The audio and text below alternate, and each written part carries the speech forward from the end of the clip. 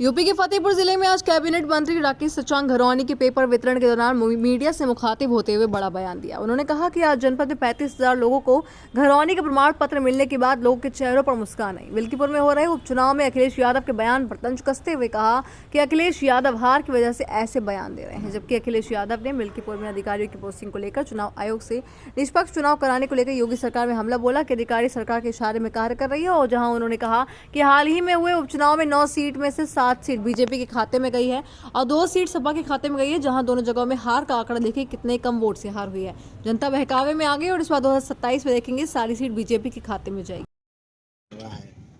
व्यवस्थाओं को लेकर देखिए, महाकुंभ अर्धकुंभ ये सदियों से होता चला आया है और योगी सरकार ने बड़ी प्लानिंग से सालों पहले प्लानिंग करके सुरक्षा की व्यवस्था, लोगों के किसी तरह की दिक्कत न हो, ये सारी व्यवस्था को सरकार ने संज्ञान लिया और काम किया है। आज कहीं कोई शिकायत नहीं हुई। करोड़ों लोगों का प्रतिदिन स्नान हो रहा है, पूरे देश दुनिया के लोग उस आयोजन में आ रहे हैं।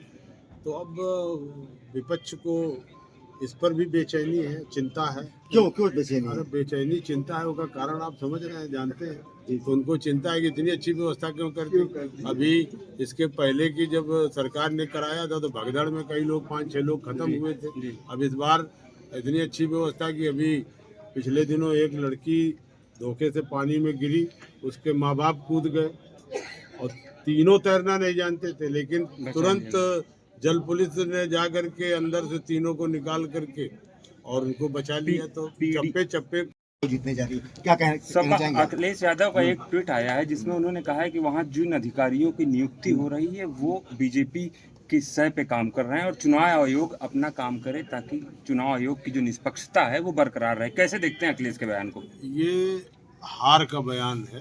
जो पहले ही से हार रहे हैं तो चुनाव आयोग और कहीं अधिकारियों के ऊपर कहीं इस तरह की बयानबाजी अभी कल कहने लगे कि ईवीएम हैक कर लिया।